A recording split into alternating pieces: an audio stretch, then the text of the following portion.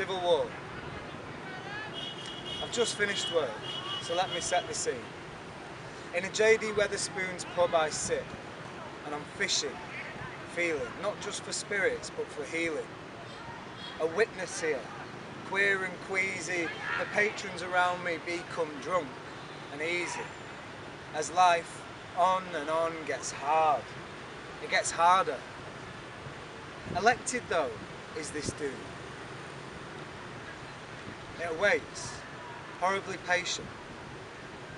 An evil resides, ancient sly, even in this room, even in your pint of beer. Roaring by is laughter chat, roaring by as disgust here is this and that. Fights break out, just tit for tat, tribal arms lashing fast, slamming in toward tattooed necks. It's tat to tat, twat to twat, fat, brutish British heads in competition, whereas I, awkward, silent apparition, remain so, seated. Yes, some do get too rowdy, though this is not all the crowd. On my way, I saw today a young lady. She was sat, laid in shadow but not shady. On no drugs hook, she was reading a book. She was snuggled with her coughing baby. A hurt girl, tough mother, breastfeeding, grovelling, novel in hand.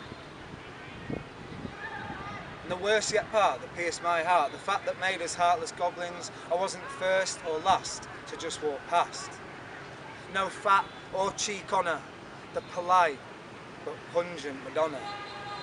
A flaw, eyes of flame, darkened by desperate adoration for her babe. It's night, fucking hell it's cold. My coat I must wrap tight, moon white bold, a judge to our cruel nature. Psh, moving on. A little longer down the line, and oh, it must be feeding time for the sheer amount of seedy grime I am to find beneath my step.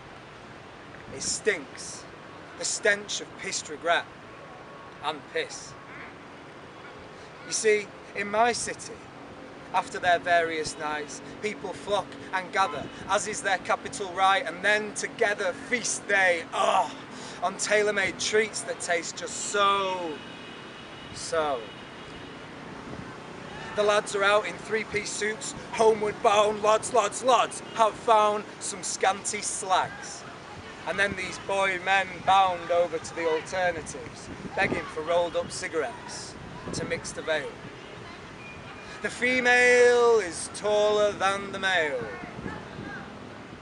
Stiletto towers, throwing biting glowers and salty looks to all, but the adequately sexy, who, vexed, use their next powers and try to pull but fail again.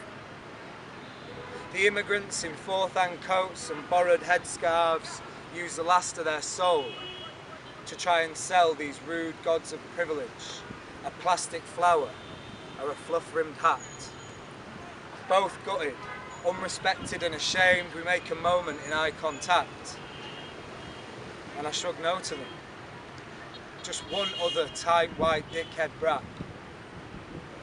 I don't give a shit, and that is that. Charity starts at home, we tell our black hearts. Don't think.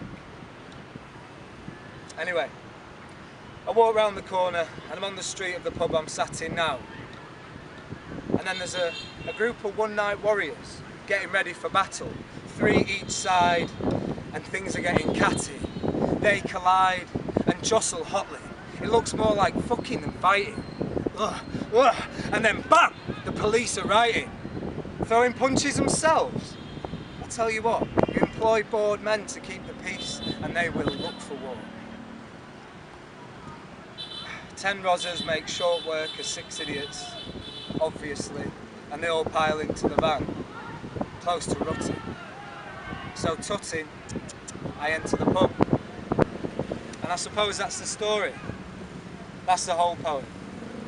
And if there's anyone who can sort it, I just don't know her. I certainly don't know it. But I do know, without further proof or doubt, that something has gone wrong. Our social model has not wrong. So, I'm told like idealism is temporary, so I look around and all here are caught with me. Were once bought like me with money, and have all sought like me the world anew. So I stand up on my chair and I scream face blue, everybody come with me, it's a revolution, now! But nobody even looks up. And somebody in the back screams, fuck off! So I just sit down, head down, and I get another pint. This really is the end. Familiar crushing apathy. Hello, old